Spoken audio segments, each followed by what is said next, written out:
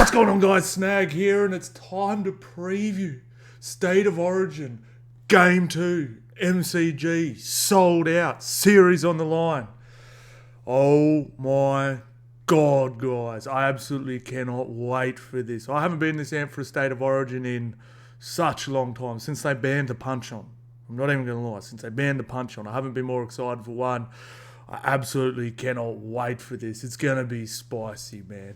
As always, guys, I want to hear from you guys. Drop in the comments who you got winning this game, any mad punts you have, who you think's winning the series, whatever. Man of the matches. Drop it in there. You know I want to see it, guys. I love seeing that sort of stuff. But, yeah, I don't know. There's something about this series that really got me. Like, I always love State of Origin, get up for it, get super passionate about it and stuff. But there's just something about it. The teams are so evenly matched. There's so many questions. There's Trell's back. There's a bit of trash talk between the coaches. There's a bit of, you know, like the controversy with Reece Walsh getting knocked out and targeted, and New South Wales coming out and saying we ain't changed, and all this is just spicy at the MCG in front of 100,000 people. Show Melbourne how it's done. We'll show you how it's done, Melbourne. Well, no, Melbourne shows us how it's done with crowds every time. But we're going to show you a real sport, lad. No, I like AFL too, but rugby league is way better. I'm not going to lie. It is a lot better. I used to like a bit of AFL, but Jesus Christ, I just can't do it anymore. I know who's going to win every game. Just tip on the favourite. Tip the favourite. They're going to win every time. But anyway, this isn't about AFL. It's about the greatest game of all, State of Origin, guys. So in this video, I'm going to go over all our picks and punts first. I'm going to do the punts first. So just straight after I finish rambling right now, I'm actually going to go straight to my punts and go over them, reasons why I'm picking my bets, a little bit of advice on punting on State of Origin because it is a very different beast. And then we'll get into, you know, matchups, head-to-heads, how we think the game's going to play out and all that sort of stuff, guys. But yeah, I'm amped. I don't want to sleep anymore. I just want to stay up. I want to bender until State of Origin. That way, it's no sleeps away. All right, let's start bendering, lads. Get on that bender now, and you don't have to sleep till Origin. We just go. All right, lads. So I put a poll up. Who do you think's winning State of Origin Game 1? And New South Wales, 1,200 people voted. 56 people said New South Wales, and 44% said Queensland. And I do sort of agree with that. If we do just have a quick look, I mean, if we do look at all the series, the winners lists, go away, close. It very rarely goes 3-0. So New South Wales more than likely going to win one of the next two games. Series on the line, super desperate. You know, they have to keep it alive. A lot of good players back. Madge being a tremendous coach. Good adjusting coach. We saw what he did with the Kiwis. Getting them to bounce back against the Aussies in a big way. Beat them 30-0, I think it was, something like that. I do agree with that. That's sort of where I'm sitting with my thoughts, but we will have to break it down a bit further. All right, guys. So on the punt on State of Origin, guys, I see it. I said it before my first preview game, and I'll say, but I still saw people doing it, and this to be honest, this game actually had a lot more tries than normal. But just remember, guys, there's a very good chance 3, 4, maybe 5 tries total in this whole game. If you got 4 try scorers in your anytime multi, Jesus Christ, you have to be goddamn Nostradamus to hit that thing. All right, so be careful when you're doing your try scorers, guys. 1 or 2.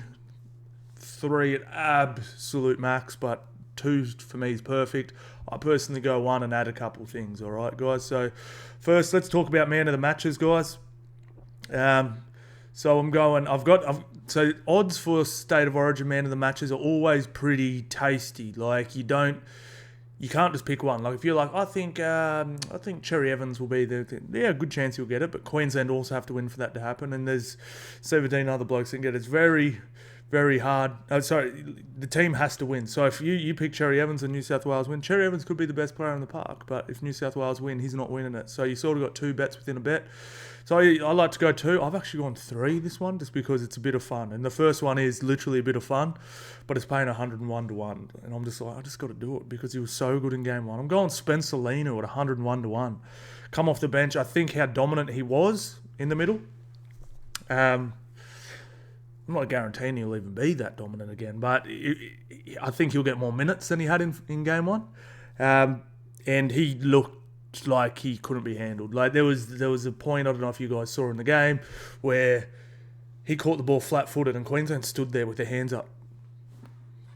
No one went to tackle him because no one could tackle him. He was brushing every bit of first contact. He was absolutely beast mode. If he comes on and genuinely changes the game and New South Wales go on to win it and there's not a standout in the halves and the forwards or crazy try scorers, like it is a lower scoring game, I think he's a chance. At 101 to 1, chuck a tenner down. It's $10. You might win 1,000. Why the hell not? All right, next one, guys. I have Latrell Mitchell from New South Wales as well, just because I do feel like it's probably not the smartest punt, to be fair. Like, don't copy this one blindly or anything like that. But I do feel like I do like his matchup on Val Holmes. Val Holmes has been a little flimsy. I do think they'll attack left more than right. And if he does just absolutely own and absolutely carve up and do his thing, I just feel like they will give it to him. There's just a feeling that if he's super dominant, has those few big, brushing dudes doing this, scoring a try, puts up a spiral bomb that gets dropped or something, I don't know, just big shots, doing the big game stuff. When Latrell does stuff, it stands out. Sometimes you have a player, like Brian To'o, perfect. Brian To'o can have a game and you don't really notice it. And then you look at his stats and you go, he ran for 280 metres, had 2 line breaks, 11 tackle busts, and scored a try. You're just like, what the hell even happened? Troll's not like that. His stats, you notice his stats, you know what I mean? And when you pick a man of the match, it's almost as much as how good you played as to, were you noticeable? Like, do you know what I'm saying? Like, were you noticeable? And everything he does is very noticeable, and everyone's going to have their eyes on him. That's another thing too. So everyone that picks this award is very interested to see how Latrell Mitchell plays in this game. So if he plays good, it's a bit of psychology here, lads. If he plays good, what are those people going to be watching? Latrell Mitt, right? Latrell Mitt. You've got to use a bit of psychology on the punt too, But he also has to play awesome. And for the Queensland guys, I've gone Paddy. I like the odds, 11 to 1, pretty tasty, but just again, if there is no real standout in this, Paddy will rack up those meters. Paddy's so loved by the media, and again, everyone loves him. Like I said, I went to he got awarded the Carl Webb medal, right, for the Carl Webb commemorative game against Cowboys. Now, there was some pretty good players on the park, Adam Reynolds, but there was no whoa, that dude carved up. The media, the people that pick these awards, they love Paddy so hard. If Queensland win and there's no super standout, I think Paddy gets it. So that's why I go on Paddy. And he always has a good game. So he's going to have a good game. He might have a really good game. And if there's no super standout, I think he gets it. So that's the theory behind Paddy Carrigan there too, guys. Like I said, they're all just theories. They're the Snag theories. And we'll have to wait and see how it plays out. One sec. All right. On to our other punts. Now, I'm going to do one more punt as well, guys. I just haven't put it down yet. I want to put it a little bit closer, a bit of fun one. All these punts are on Dabble as well, guys. If you do want to follow me on Dabble, you can just copy these straight up. We chat under the punt. It's pretty fun, man. Like last night, we had a game. We had unders, and it was there was 2 points, and it would have gone over, and the bet would have failed. There was 150 of us on the same punt, and for the last 15, 20 minutes, there was so many nearly tries. It was just, the Dolphins-Melbourne game. It was crazy.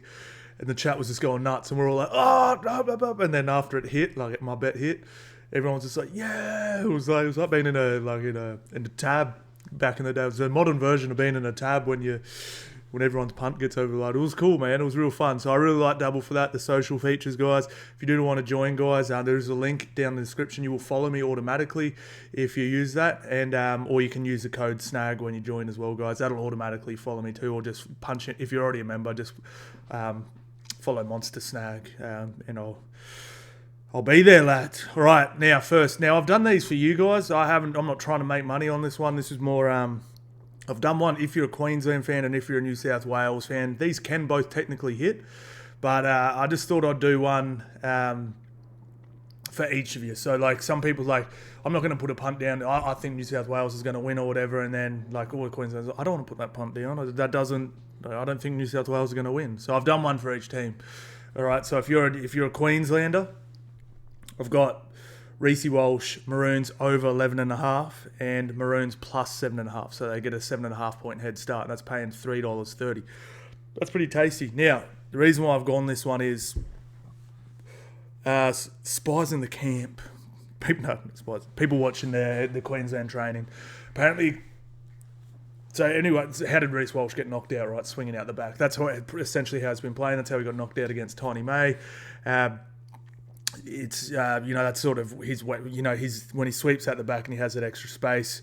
A dude with that pace and the lateral movement is scary, but you do open yourself up to to getting shot from the inside. People jamming up. I have a feeling Billy will want to try and protect Reece. They don't have any cover on the bench. Reece Walsh can't get knocked out in the first 7 minutes. All right, so they have no cover on the bench for Reece. I know they can put Capewell into centre and Hamiso goes fullback, but then all of a sudden they're weak in the centres, so they're a weaker team with Reece not in it. Okay, so I do think they'll try and protect him. Now, apparently they've been running a lot of outside insides and playing Reece through the middle a lot at training. Okay, so outside, shift to a second rower or to a prop, and then Reece comes in back on the angle the other way rather than sweeping around, and they pass back in. Sort of essentially what it does is it gets the defence moving this way, and then you get Reece coming in the other way. Brighton Pappenhausen, Melbourne made it. It used to be a really popular thing back in the day, and now it's sort of re-emerged this year a little bit with Pappenhausen at the start of the year. I think Hammer did it a couple of times. Teddy's done it a bit at the Roosters. It's really effective. I was really surprised no one did it anymore. So Reece through the middle. Now the cool thing and the reason why I go on Reece is, and why I don't normally pick Reece in my try scorers, even though he has been scoring quite a few this year, when he does sweep out the back, he's more initiating what's going to go down rather than finishing. Whereas if he's outside inside, the plays run for him to finish. So I think he's a lot more likely to score if they are running that stuff rather than him sweeping out the back.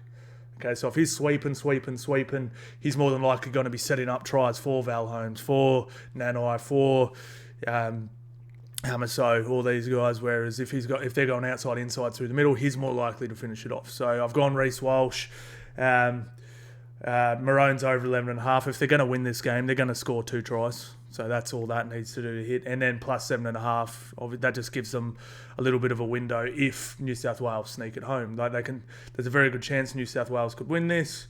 Reece could score a try, and New South Wales only win by 6 points or something like that, 4 points, and Maroons score 2 tries. So this can hit even if New South Wales win. So I'm pretty comfortable with this. I like it. And that will move into my next one. So for New South Wales guys, so like I said, these can both hit. Now I've gone with this because I feel like if New South Wales Blues are going to win, they're going to have to do this, all right? So I've got Latrell Mitchell to score. Love his matchup against Val Holmes. Val Holmes has been pretty flimsy in defence. I'm sure he'll be better, but whether Val Holmes has been flimsy or not, if he's one-on-one with Trell and they're 5-6 metres out, Trell's scoring. He will score over a prop, but Val's not going to stop him. So Latrell to score. I also feel like they're going to play left more than right. I mean, I feel like they'll do, they'll send their running attack left, and then get the 5th tackle. They'll kick to the right because they have Crichton and Lomax. So they're your kick target. So I feel like attack left, nothing on, boot right. I've just realised my camera's reversed, but you get what I'm saying. I said the right things. And, well, that's what I'll do. That makes sense, right? So you strike weapons on the left. To'o's unstoppable. 10, 20 metres out. 1-on-1, 2-on-1, 3-on-1, 4-on-1. He'll still get you one. Trell Mitt's very similar. And then you've got Luai dancing around on that edge, creating all sort of havoc. And then if there's nothing on, you boot it to your 2 tallest best leapers who can catch the ball over the head and put the ball down. Makes sense, right? Makes sense. I do like Lomax for one. I just thought I'd go with Trell Mitt just because I feel like there will be more attack on the left. New South Wales Blues over 15.5 points. I just personally think they're going to have... there was talk before the first game. They could win this thing 8-4. For sure. And this could be the same. But I just feel like if New South Wales are going to win, they're going to have to score 3 tries, which would take them over 15 points. I don't see New South Wales winning this with 2 tries or less. So if they're going to win, they're going to score 3 tries, in my opinion. I'll be absolutely shocked if this is 12-4 and New South Wales win. It's possible, but I'll be shocked. And then also New South Wales first at 16, which is essentially the same, over 15.5. For me, if New South Wales are going to win, they have to be the first at 16. They're not going to come back from... If Queensland are up 18-8 with 20... They're not winning. Like Queensland... Cherry Evans will not... He will just play too smart. It's not happening. Like they will not come back. Okay, so if maybe Cleary was in there and he could do some 2023 grand final magic, yeah, but I don't see Luai and Mitchell Moses running down the great Queensland team with all these great players in it and Cherry Evans at the helm with his kicking. I just don't see it happening. So if New South Wales are going to win, I believe they're going to have to be first to 15. They have to score over 15.5 points. So that's the theory behind that one too. So these can both hit. So if New South Wales win 20-16 and Trell Mitt and Reece Walsh both score tries, we're home on both of them, lads. We're home on both of them. So, yeah, I really like that. Like I said, guys, on Dabble, I will put another punt up, a bit of a fun one, maybe paying quite a bit, like an actual fun one. Maybe with some try scorers we might not see, like a Lindsay Collins and an Angus Crichton or something like that. Spencer Linu for one, he nearly scored one in the first game, But yeah, so they're my punts, guys. So bring it on. I think we hit half of our punts last time. So yeah, super excited for this one, and I reckon one of those will at least get up. I'll be very surprised if neither one does. But yeah, man, cannot wait. Also, guys, I will be streaming on Kick as well. So if you can't get to the game, if you're just on your phone somewhere, you're at work, you can sneak off to the bathroom or whatever and sneak out to the car on your lunch break and watch it on Kick, guys. So make sure you give us a follow over there. Absolutely cannot wait, man. It's going to be awesome. All right, guys. So let's get into the game. All right. So let's have a look at last game just so we can have a bit of a look how the game played out. So we had that early send-off, and it was just lights from there. I know Queensland had already scored. But, yeah, this whole avalanche... Well, it was actually quite close. There was only 2 tries to Hamiso, which were freaky tries, and then these all came late. But, goddamn, Ben Hunt, 2 tries. How good. But, yeah, this really did ruin it. But, I mean, I just want to have a look at the team stats. And, like, Queensland... This is the thing, right? Queensland... There's 2 ways to look at this, right? Queensland, are they that good? Or were they actually slightly... They won 38-10, by the way. Were they slightly off? And they got so much room to improve. They're going to be so much better. And they're going to come out and win 38-10 against 13 men. Now, that's the question. I think it's a bit of both. I think the edges could be better. But I think Queensland's... middle, it was about maxed out. I don't see much else coming from it. I was not that impressed with it. And if we have a look at the meters, I mean, I know they won it, but like against 13 men, and they had 4 breakaway tries, 4 long-range tries. So you take 70 meters off those 4 tries. You know what I mean? All of a sudden, you've run for less meters and you've got an extra man. 14 offloads. Yeah. So New South Wales, more offloads genuinely normally means you're winning the contact, hit, spin, offload. But yeah, it's very hard to go off the last game because there was only 12 men. But one thing I definitely noticed was the middles, and we'll talk about that for a minute. I genuinely feel like I feel like New South Wales middles were better, but not only, I think they could actually be better. I didn't think Payne was that great. I didn't think Gerbo was that great. I didn't think they did a whole heap to the middle, but they were substantially faster, bigger, stronger, hit harder. Reece Robson was hitting like a Mack truck. Liam Martin was jamming in and out and hitting dudes like Mack trucks. Payne, man, was... This for me, right? I've been saying this for 2 years, and finally the media sort of started saying it. But like, I've genuinely been saying, but like Payne Haas has not done it at Origin yet, and he's never once been the best forward on the park. I was so amped when I saw Payne Haas. I think Liam Martin came on the line and jammed someone, and then Reece Robson came in and jammed Cotter, and it was like 2 big hits in a row that caused an error. And Payne Haas came in and was like, like amped up. I was like, man, I'd never seen emotion from that dude before. I was just like, I just want to see it translate into hectic runs, bro. I really think New South Wales, if they're going to win, Payne has to be the best, at minimum, the best forward on the park. I've been saying it for a while. Payne plays better the worse the opposition. Like, I think he scored 3 tries in the last 3 years. I'm pretty sure they're all against the Tigers, or maybe at least 2 of them. It's bizarre. Like, he's always good. I've never said he's bad. People think I'm saying he's bad when I say he's, like something like that. But it's true, man. Like, the worse the opposition, the better he is. It's like, it's the how much better he is than the lower. It could become so glaring. But just never really seen him just destroy.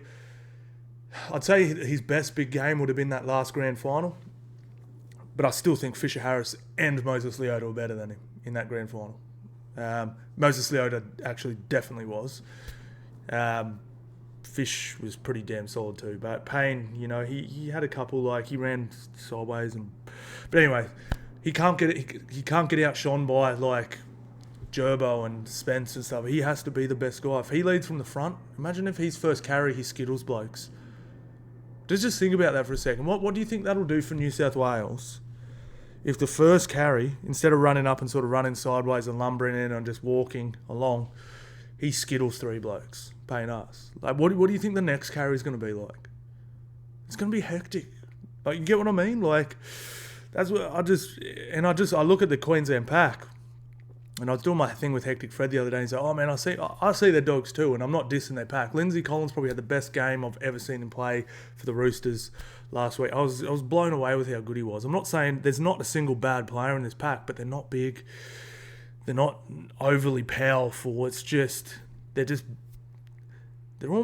very blue collar. Like, it's very blue collar. It's not, like, there's no reason Payne Haas should not be able to dominate each and every single person 8-13. So he has to. Spencer Lean, who went out there and he went spaz against him. Payne Haas, when Spence came on, some people could just tell he knew no one could stop him. He knew there was no one that could one-on-one do a damn thing to him. And that's what I think Payne Haas needs to do. He needs to look across at this team list and just go, I'm better than all these dudes. I'm better than all these dudes. You know what I mean? And just skittle. Like, I'd love to see him miss a tackle, but he comes out the line to put a shot on. Like, that's just my personal ego. I just don't do that, Payne. I love how you don't miss tackles. It's bloody crazy. But yeah, so I definitely think New South Wales have a big advantage there, even though it's like, it's sort of weird because Ruben Cotter is so good. Lindsay Collins is so good. Sue is so good. Nanai is so good. They're so good. It's not that I'm saying that New South Wales pack's like better. Like, oh, New South Wales is so much better than Queensland's pack. It's not better. It's just, I just think there's just more. There's more here. It's more athletic. It's more powerful. The last 4 or 5 games I've seen Angus Crichton play, he looked like the strongest dude out there. Like, no one won contact against him once. Liam Martin's the same. Payne Haas is the same. Like, Gerbo's not going to win contact in offense, but he will stop you in your tracks in defense. And sorry, I'm in the wrong. Sorry, guys, I've gone to the wrong one. Cam McInnes. It's on the last game's team list. It's the same, other than obviously Cam Murray here. But yeah, that's where I really see they can go better now. Cam Murray in for McInnes, I like it. I love McInnes, but Cam Murray's play the ball is so fast, and McInnes isn't slow, but it could become really hard to handle. It really could. I really think he could do some good damage there. But like I said, this pack has to win and win early. I think Payne Haas has to really come off the best back fence if he gets that first carry. If New South Wales get the first hit up. And yeah, he has to just go skits. Just absolutely go skits. Just really set the tone for when Spence and when Connor and all Isaiah Yeo and Ola Kawatu come on. It's like, damn, I've got to match that. Yeah, and what was the last thing I was going to say? What was I going to say? I had something good to say. I can't remember what it was. But yeah, so yeah, just these guys have just really got to set the tone. And Connor Watson, it's an interesting one. But yeah, Spence shouldn't have to come on and change the game. They should already be on top. was sort of saying this about the Roosters, right? The reason why the Roosters pack when it's full strength is so hectic is, right? And me, like I said, me and Fred were talking about this against the Bulldogs. I was saying, it's like Ray Hargraves and Lindsay Collins will be pumping through. You sort of get through that wave and you go, whew. Then Spence and Tyrrell May come on and you're like, there's no let up. You know, like that's what you want. You know, like Lindsay Collins is so good and Ray Hargraves so good. They just get through all that work. And then Spence comes on and Spence and Tyrrell May. It's like they don't drop at all. It's like just a constant pumping through the middle. And that's where I think they could definitely get Queensland. Queensland's middle's good. We'll go onto the bench now, and this again probably looks like I'm favouring New South Wales. I'm not, because we're about to get to how good Queensland is in a second. Obvious huge mismatch is Harry Grant coming off the bench compared to Connor White. So Harry Grant is like Spencer Linu came on and changed the game for New South Wales. Not like Harry Grant can. Like Harry Grant can win you a game in 10 minutes. Like if your forwards get on top and Harry Grant comes on while your forwards are on top, he can get you 3 tries in 10 minutes and the game's gone. Like that's how dangerous he is. He can go whack, quick play the ball, kick 40-20, boom, deception out of dummy half, spin, do all this crazy stuff, try, go again, bang, bang. He is that guy. Like he is so scary off the bench. And I love that he is coming off the bench because he's I don't know, like he can easily play 80, but I feel like his decision making in big games when he does play 80 is a bit funky. Like we saw it a few games in finals. I don't remember the final series last year. I can't even remember what the games were, but he was obviously playing 80 in the middle, and he got a bit funky there a couple of times. I remember I was sitting there going, geez, is this guy the best hooker in the game? And he is. But, yeah, you get what I'm saying. I was sort of sitting there going, geez, like, I think because he plays for Melbourne, I just hold him to almost like Cam Smith standard. I just remember thinking, geez, Cam Smith wouldn't have done that. But he's... that's why him coming off the bench, like he can play 60 standing on his head. It's just like, and he can play 80, but it's just like, will his decision making? Remember, you got to think about, it's almost like a point guard in basketball. Every single play goes through your hands first. So like, it could just be as simple as you're a bit gassed, you're tired, you're running, and you pass the left when you had numbers on the right. You just look, you walk up, you go. Look to your right, you see numbers there. It's just going to be something as simple as that. You had an overlap on that side, you went left.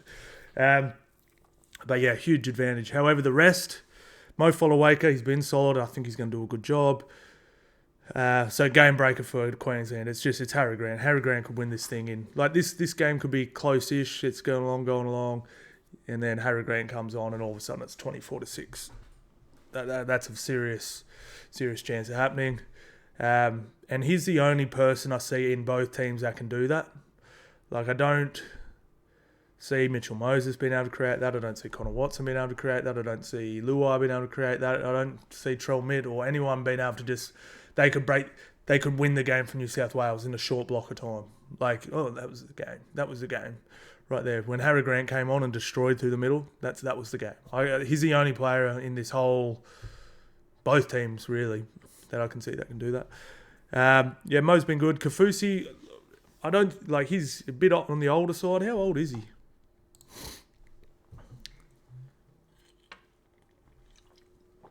He's only 32. Not that old. I think he's got older legs, but he can play. He can even just come in through the middle and play a bit of a Jake Trbojevic role. Just fold blokes in the middle, slow down the ruck, use his experience. Does give a lot of penalties. Does miss tackles because he is flying off his line trying to hurt people.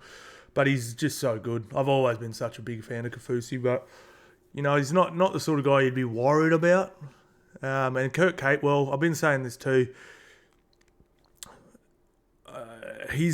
I keep hearing this. Oh, he can cover centre. I don't think he can. No, not at Origin, bro. Like, and people will be like, yeah, well, he has before. Yeah, bro, I was in like 2021 at the latest. He would have played there. A lot more, like, he's 100%. Warriors fans know. Like, my Warriors fans out there know. He's 100% a step or two slower. To me, he's an out-and-out second rower now. Like, when you're younger, when you're his build, when you're 17, 18, you can play wing, you can play centre, you can play second row. You get a little older and it becomes centre and second row. And then you get a little bit older and it becomes second row. Then you get a little bit older and it becomes second row and front row. So that's how it sort of is. The older you get, the closer to the middle of the field you get. I don't think he could. If people think he's going to come on and defend Latrell Mitchell in the centres and do a good job, I think they're dreaming. I don't think he could handle Critter. I really don't. At State of Origin level, I don't. So I don't quite understand that. Like I said, but I personally would have had Gagai there. I think Gags can genuinely play centre. I think he could. I don't think he'd be incredible, but I think he could. He still looks like he still looks powerful and fast, Gagai, when he does stuff. Even just at Newcastle. He still looks powerful and fast. And he's a big body. I think if you needed him in a pinch, he could play in the second row. So don't quite get the Kurt Capewell thing, but... And Kurt Capewell's form has been poo-poo, bro. Gagai, I can't remember what it was last week or the week before. I was thinking, oh, Jesus Christ, he's playing good. I was like, he's so awesome, man. But yeah, so I give the front row and the bench to New South Wales. I really do. But it's hard because Harry Grant's like by far the best player on the bench. Like, it's not even close. But then the rest of the players is like... Yo is the best lock in the game, and Olakau'atu's close to one of the best second rowers. Spencer's the best bench front row in the game. So it's a tough one. Like, it's hard because Harry Grant, Queensland have the best player on the bench by far, but New South Wales definitely have a better, well-rounded bench. But yeah, then we get to the backs, and this is where we get to the crazy matchups and all this sort of stuff. And this is where Queensland have their edge. Big edge. Big edge. Reece Walsh versus Dylan Edwards. Who we got, lads? We got Reece Walsh. Very different fullbacks. Very, very different fullbacks. I love them both. Like, people obviously love Reece because he's flashy, he's fast, he's electric, he's exciting. But I get off on hard work and, all those sort of guys, like the guys that do that sort of stuff. And he's so good, man. He offers you offense in a different way. Like, if you actually watch a lot of State of Origin tries, right? Like if we're talking about who do you want to run block shape with and an out the back play and a this and a that and a outside, I'm taking Reece. But if you watch a lot of State of Origin tries, a lot of them aren't offset plays. It's complete, eyes up. Someone's gone to boots, catches the ball, hoofs it back in. Because the defense is so good. These guys are so good at defending. Sometimes a lot of the try... Look at Cherry at the first try of the first game. Cherry Evans scoops the ball up, went short side, went, oh, nothing there. Looked in. Literally hooked it like that. Just hooked. Like, it was calculated. That was a good pass. But if Ben Hunt isn't in that spot, that you would be going, what are you doing, Cherry? But he was there. What's Dylan Edwards do? He's there. That's what he does. He backs up through the middle. He does all that sort of stuff. Like, Dylan Edwards actually has better offense than people think for State of Origin because he's always there, bro. Ben Hunt's always there. Like these guys that back up through the middle and they don't take that rest. They're always there. They're the ones that seem to get a lot of the tries. And you won't see a forward half punch through the line and not have Dylan Edwards on his shoulder. Like, he's just that dude. And I think we'll see a bit more of that from Reece in this game, like I mentioned earlier with my punts. They've been playing a lot of inside-outside, all that sort of stuff. And yeah, it's just... Yeah, but it's such a good match. I just absolutely cannot wait. Now we get to the fun part. So we're going to have Trell Mitt and Latrell on one side, and we're going to have... So who will be on his side? So that'll be... Val Holmes and Tuolangi will be on the right. And Xavier Coates and Hamaso will be on the left. Versus Critter and Zach Lomax. Now, I love this for New South. Like, this is weird, but I just think I love Queensland's backline's better. I love it. Like, I know, again, it's similar, like probably...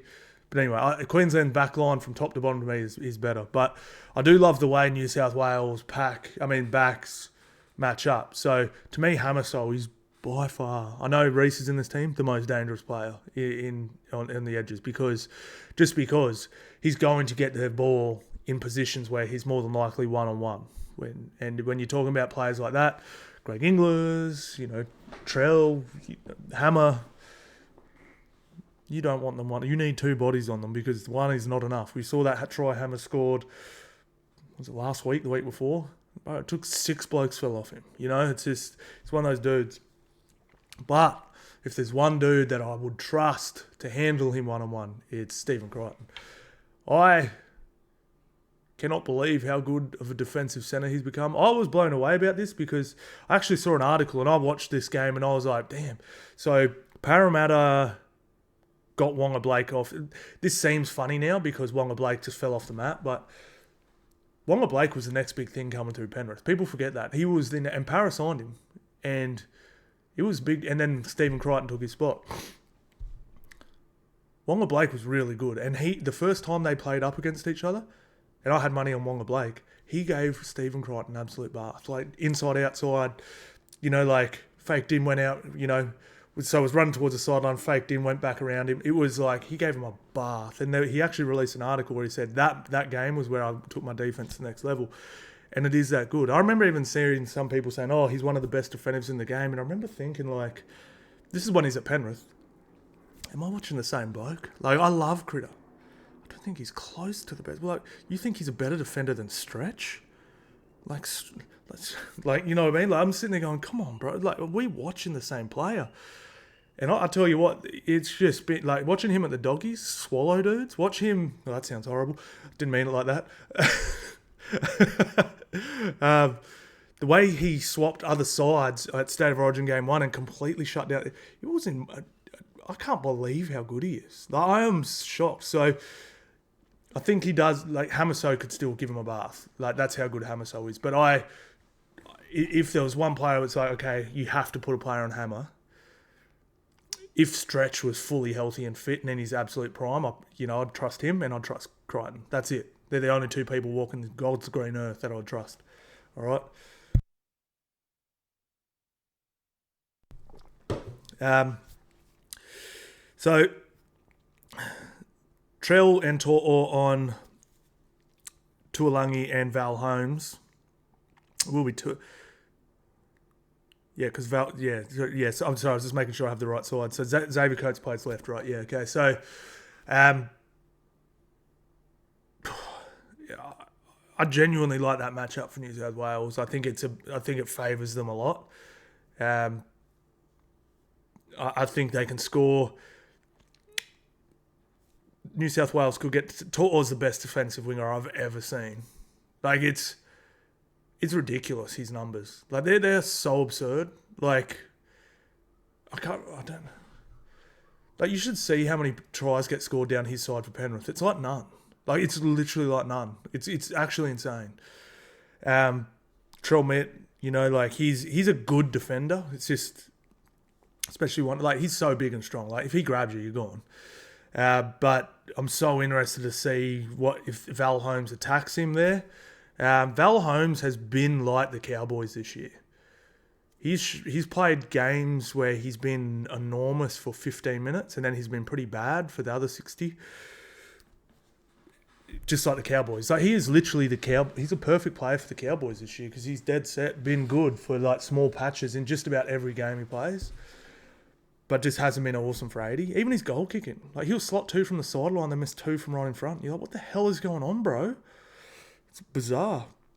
But anyway, absolutely love that matchup. And then we have Crichton and Lomax against... these guys almost cancel each other out a bit too, Lomax on Xavier Coates. Damn, I hope both teams kick to each those sides because I want to see it both ways. I want to see Xavier Coates have momentum on Lomax, and I want to have Lomax because, man, we could see some crazy aerial stuff, man. That would be absolutely epic. And Hammer's pretty nice in here too, to be fair. Oh, this is going to be such a good game, bros. This is why I'm so excited about this. It's just so many good matchups. This is why I'm so excited for this. I'm a footy nerd, bro. sometimes you look at and you look, I'm like, oh, so-and-so's on so-and-so. The matchups in this game are so skits. Like, bro. I can't wait. Oh, man, this is going to be good. I don't know. I don't know, man. Like, it's just, there's so many good matchups here.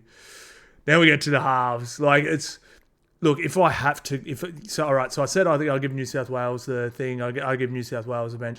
If I had to give points, like, who's, like, you know, do I think could, I think it's New South, and it's just because it's very close, but I do think Reece Walsh is the most dangerous player on the park. Him and Hammer. I think they have two of the most dangerous players, and then Trelmitt's probably third for me. You know what I mean? They've probably got, it's probably 1, 2, or 1, 2, whichever way you want to go. 3. Trell could be the most dangerous. He's definitely New South Wales' most dangerous, but we're talking about Reece Walsh and Hamaso. And just so people know, Hamaso in the under-19 State of Origin, Hamaso was starting and Reece Walsh was on the bench. Hamaso's a gun. I actually think Hamaso's more dangerous because he'll get the ball in better positions. But yeah, either way, 1, 2, and then 3. So to me, Queensland have the 2 most dangerous players. I'd have to give their backline to thing. And then we get to the halves. Look, straight up, Tom Dearden to me is just better than Luai. I love Luai. I think he's awesome. Don't hate him. Just plays a little too sideways for me. The thing about Dearden is I don't even like his offense that much at all. But the thing is, even if his offense sucks and isn't there, I know he's just going to make heaps of good solid tackles and he's not going to be a spot-up liability. He's not going to be a cone. So I love a half where it's like if they go missing, at least they don't miss their tackles. Luai missed an awful tackle on the weekend.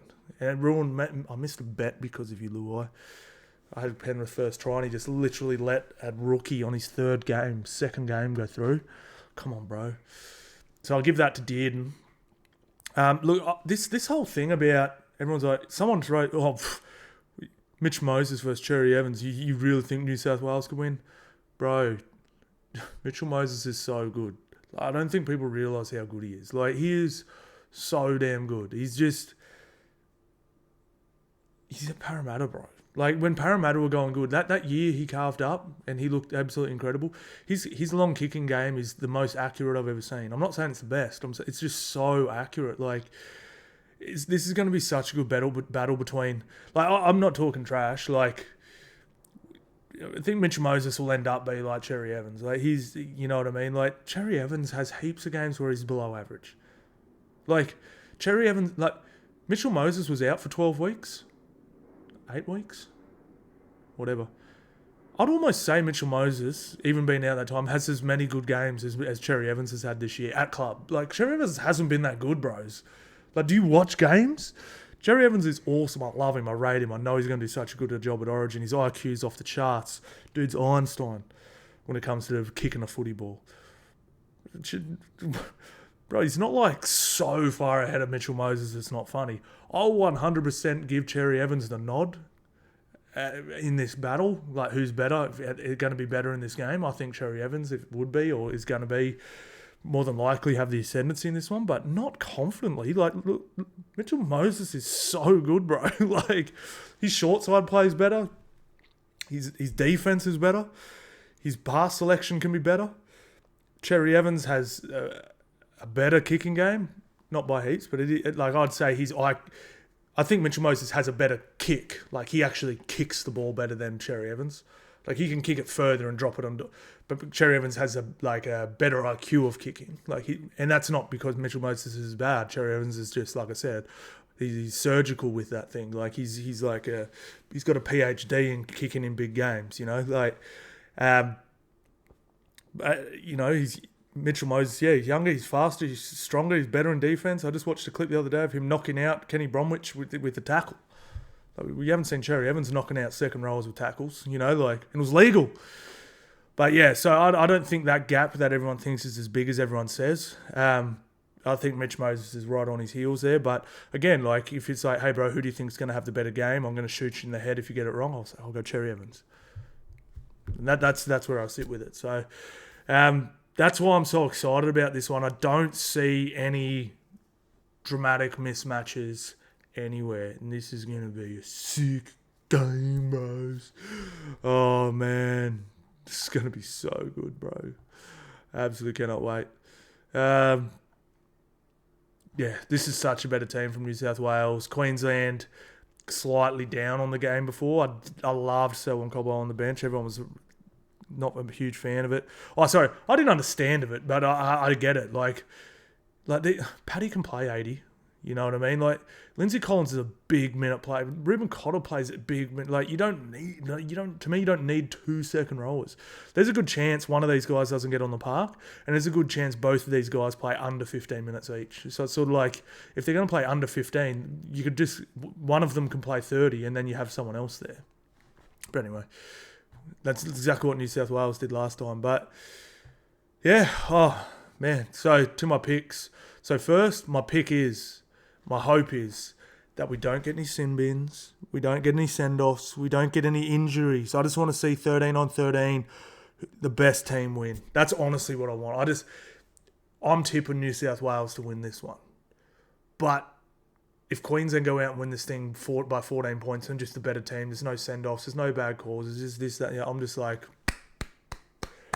very fancy. No, good job. Good job, Maroons. You were the better team. Good on you. Like I said, I'm pretty neutral at State of Origin. I love both.